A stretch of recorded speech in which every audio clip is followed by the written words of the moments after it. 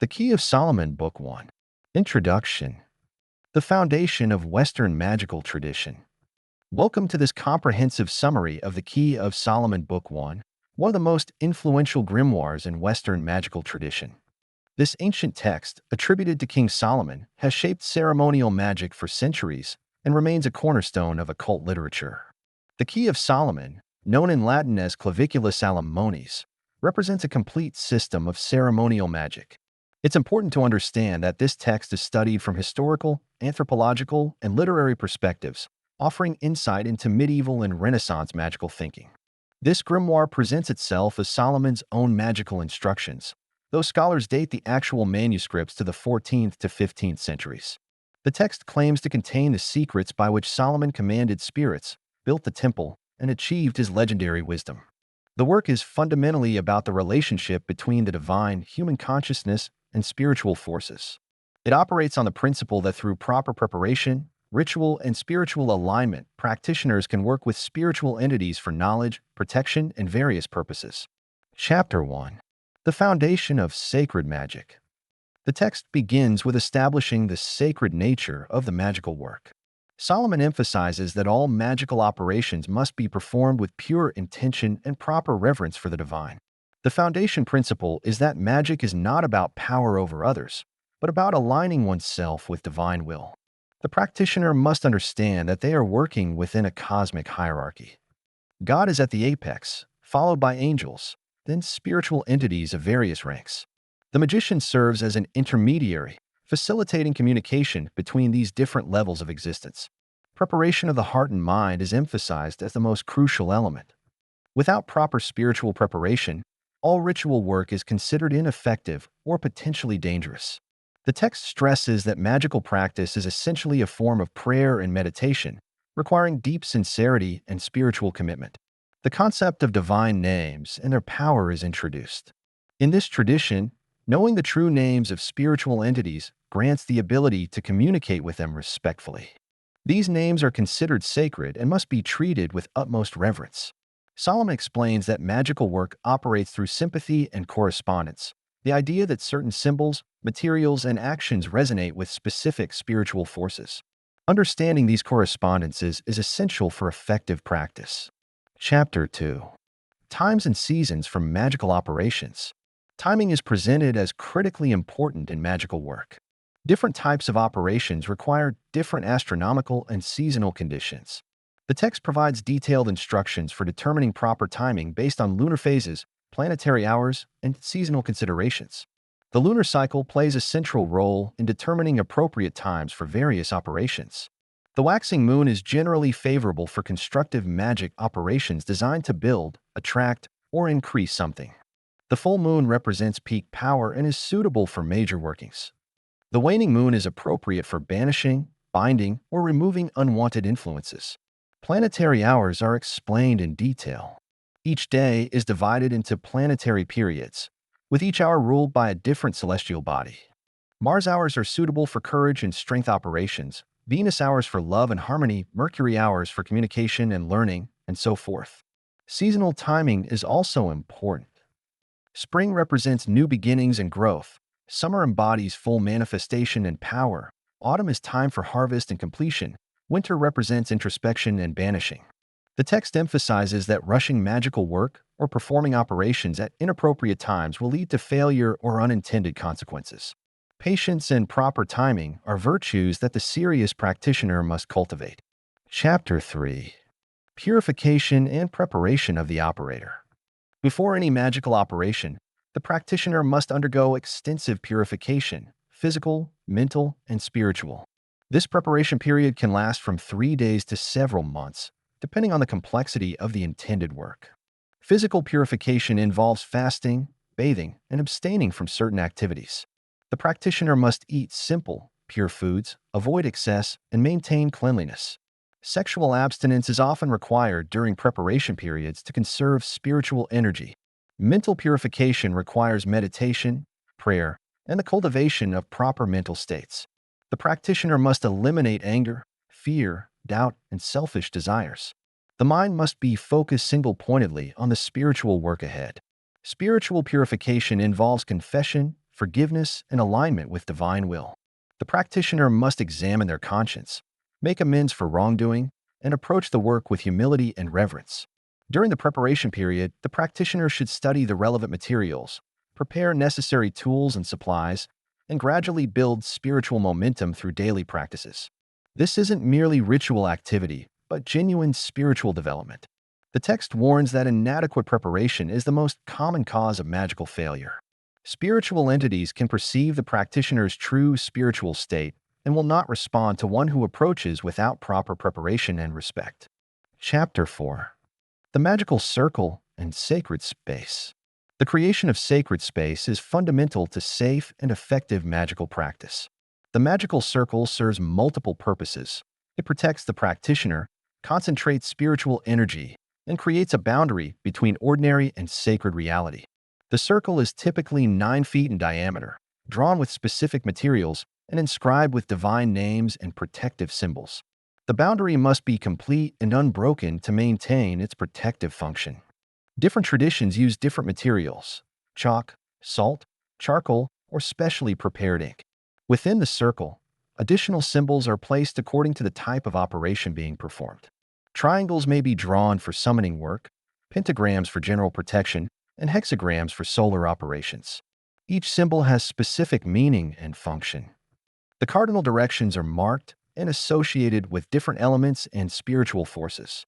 East represents air and new beginnings, south represents fire and power, west represents water and emotion, north represents earth and stability. Divine names are inscribed around the circle's perimeter for protection and sanctification. These names vary according to tradition, but typically include Hebrew names of God and various angels. The names must be written correctly and pronounced properly. The circle is consecrated through specific rituals involving prayer, incense, and sometimes aspersion with holy water. Once properly created and consecrated, the circle becomes a sacred space where ordinary rules are suspended and spiritual communication becomes possible. Chapter 5. Tools and Implements of Sacred Magic. The Key of Solomon describes numerous magical tools, each with specific purposes and methods of preparation. These tools serve as extensions of the practitioner's will and help focus spiritual energy. The magical sword represents authority and the power to command spiritual entities. It must be made of pure steel, consecrated through specific rituals, and inscribed with appropriate symbols. The sword is used to draw circles, direct energy, and enforce the practitioner's will. The wand represents the practitioner's connection to divine authority. Made from specific woods, hazel, almond, or oak, cut at appropriate times, and prepared through consecration rituals, the wand channels spiritual energy and serves as a symbol of legitimate magical authority. The pentacle is a protective talisman worn or carried by the practitioner. Made of pure metals and inscribed with protective symbols, it shields against negative influences and identifies the practitioner as operating under divine authority. Incense burners, chalices, daggers, and various other implements each have specific functions. The text provides detailed instructions for their preparation, consecration, and use. Every tool must be made or acquired specifically for magical use and never used for mundane purposes. The preparation of tools often requires considerable time and effort. They must be made during appropriate astrological conditions, consecrated through proper rituals, and maintained in a state of ritual purity. This process of preparation helps build the spiritual connection between practitioner and implement. Chapter 6. Invocations and Divine Names. The text contains extensive collections of invocations, prayers, and divine names used in magical operations. These verbal formulas are considered to have inherent power and must be pronounced correctly to be effective. Divine names from various traditions are included: Hebrew, Greek, Latin, and other languages. Each name represents a different aspect of divine power and is appropriate for specific types of operations.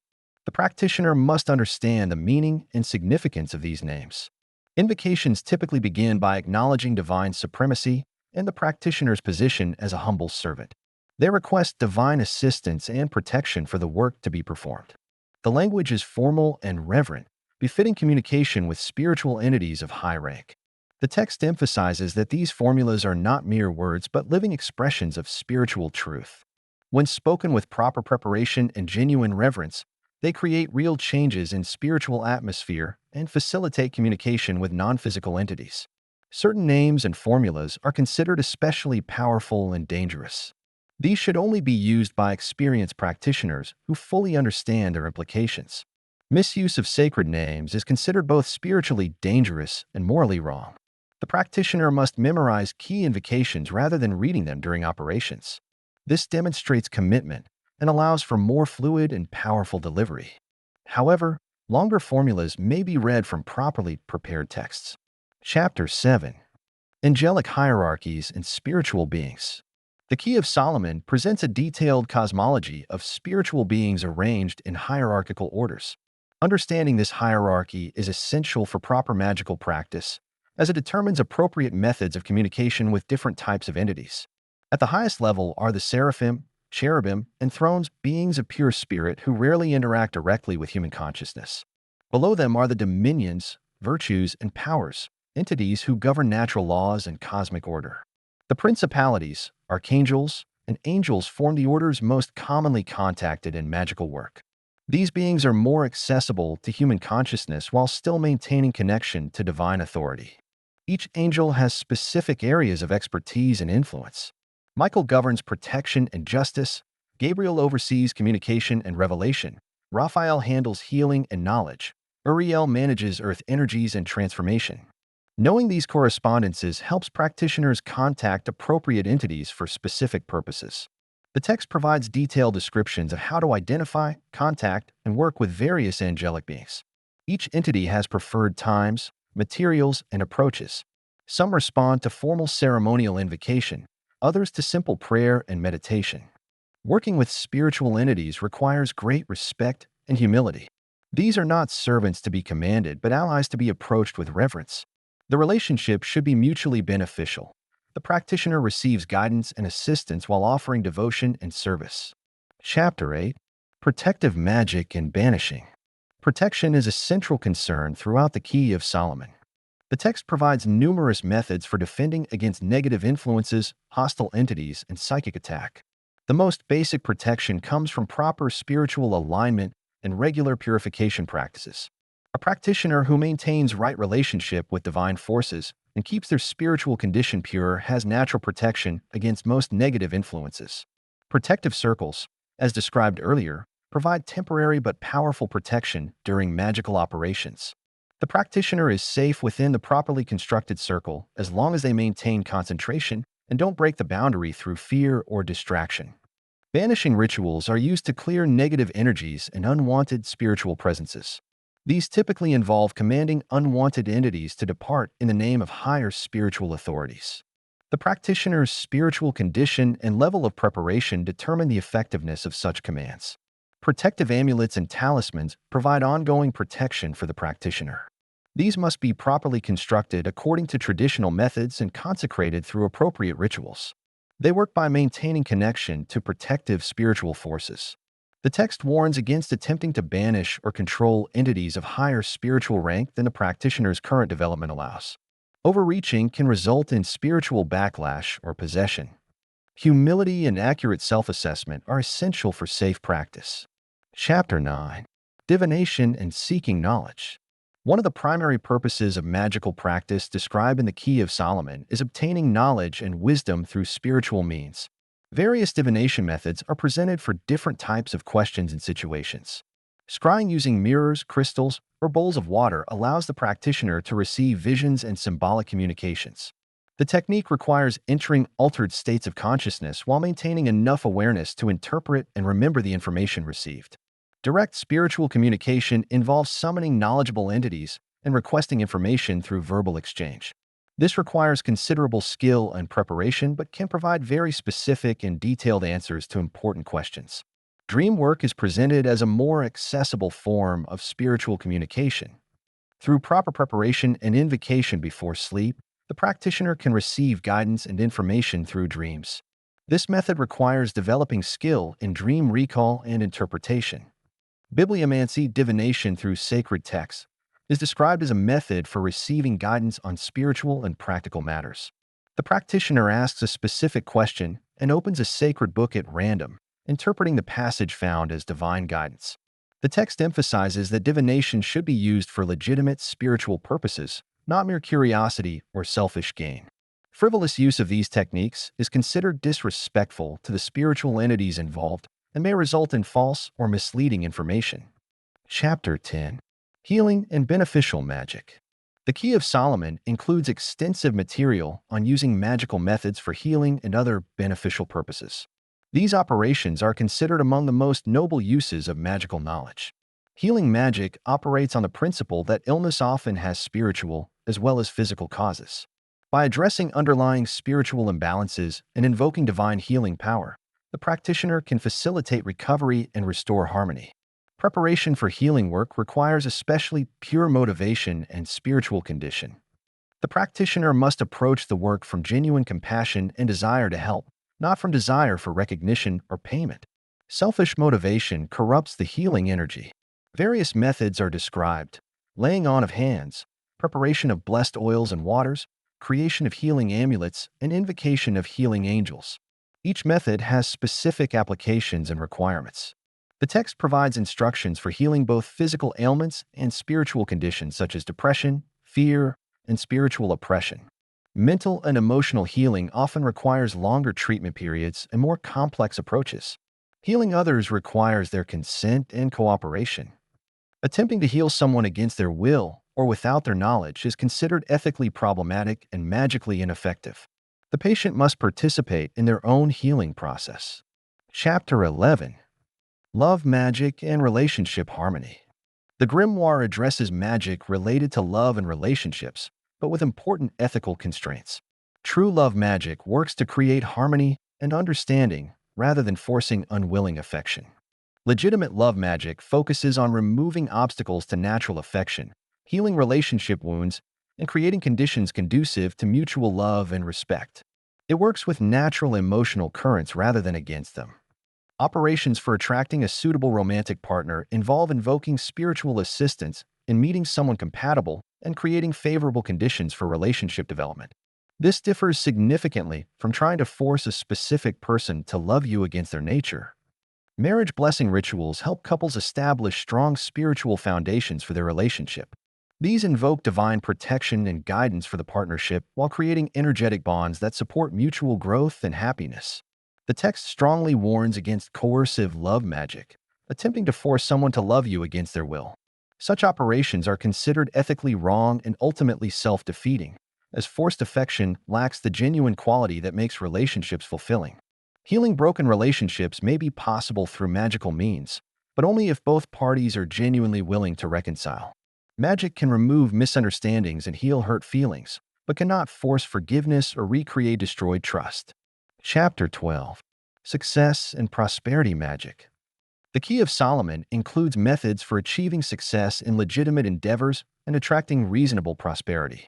These operations work by removing obstacles and creating favorable conditions rather than guaranteeing specific outcomes. Business success magic typically involves invoking spiritual assistance for fair dealing, good reputation, and favorable conditions. The practitioner seeks help in providing valuable service rather than unfair advantage over competitors. Prosperity magic works to attract sufficient resources for spiritual development and service to others.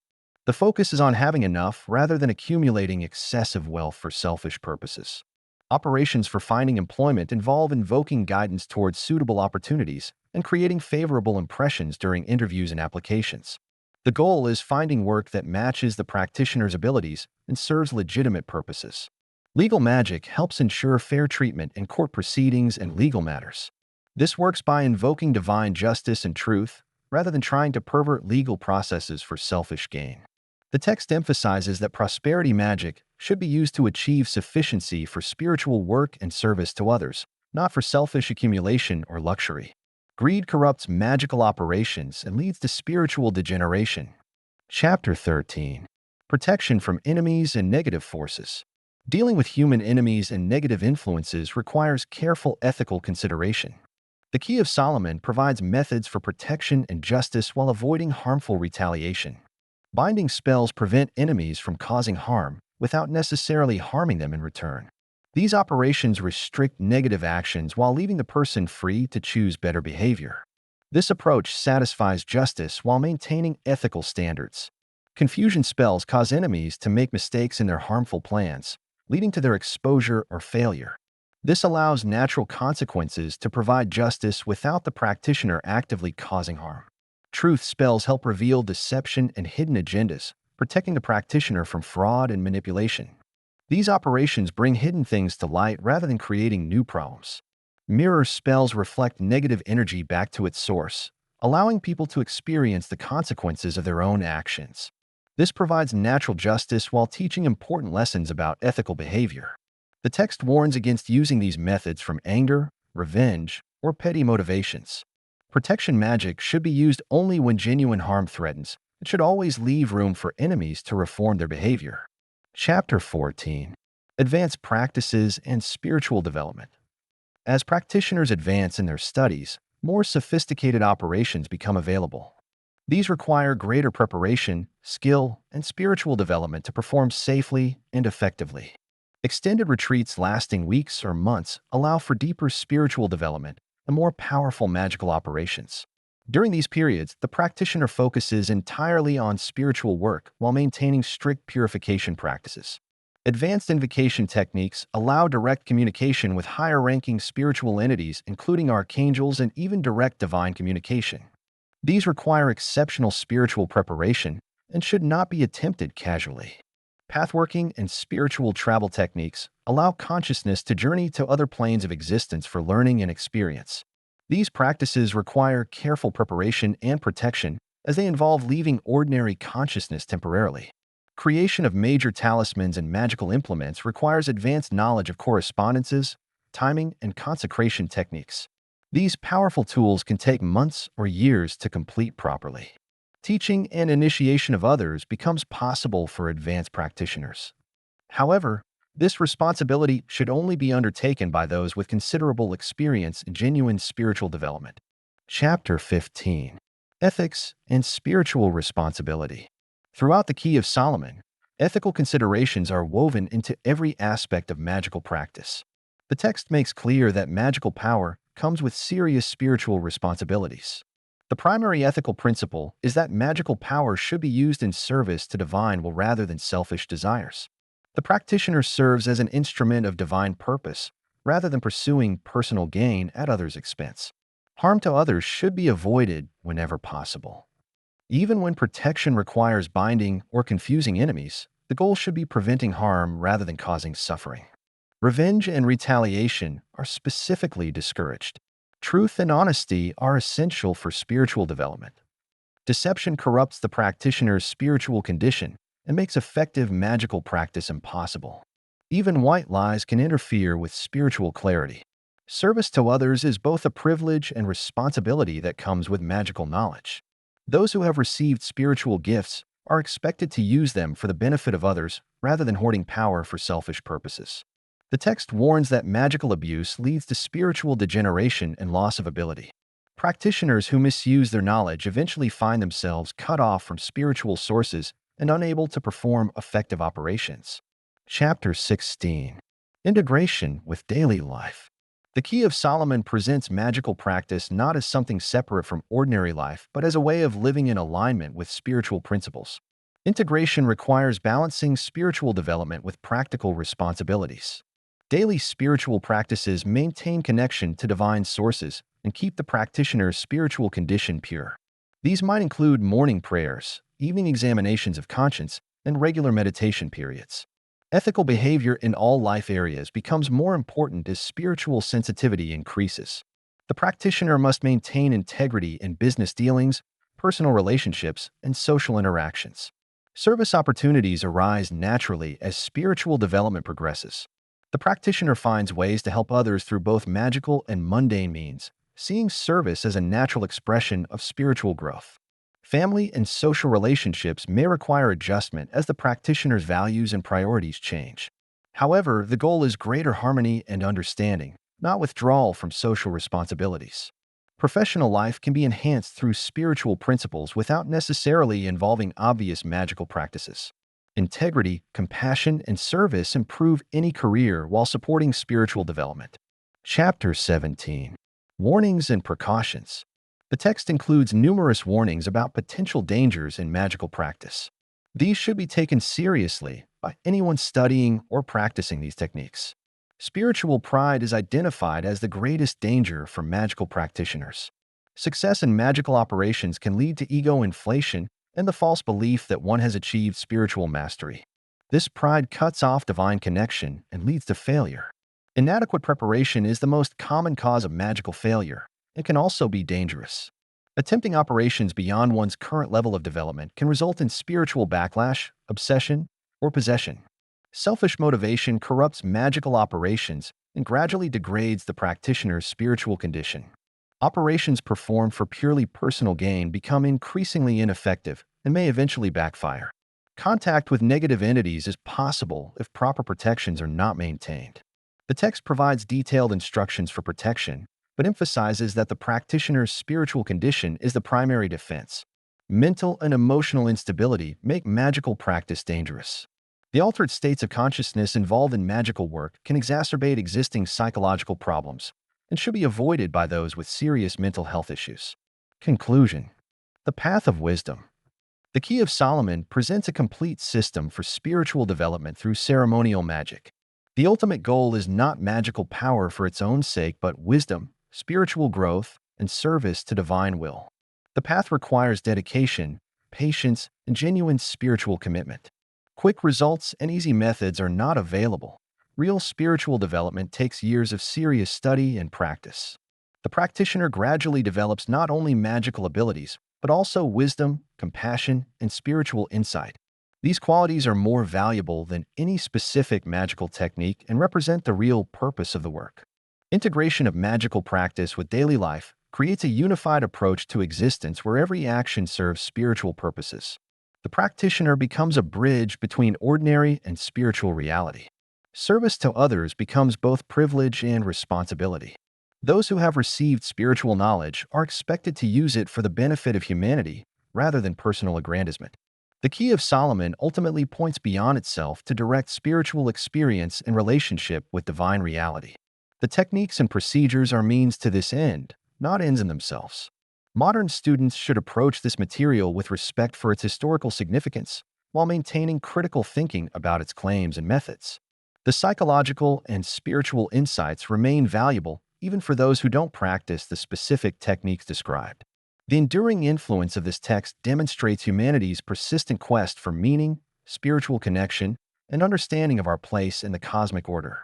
Whether viewed as practical instruction or historical document, the Key of Solomon continues to offer insights into the human spiritual journey. This completes our comprehensive survey of the Key of Solomon Book 1, covering its major themes, practices, and significance within the Western magical tradition.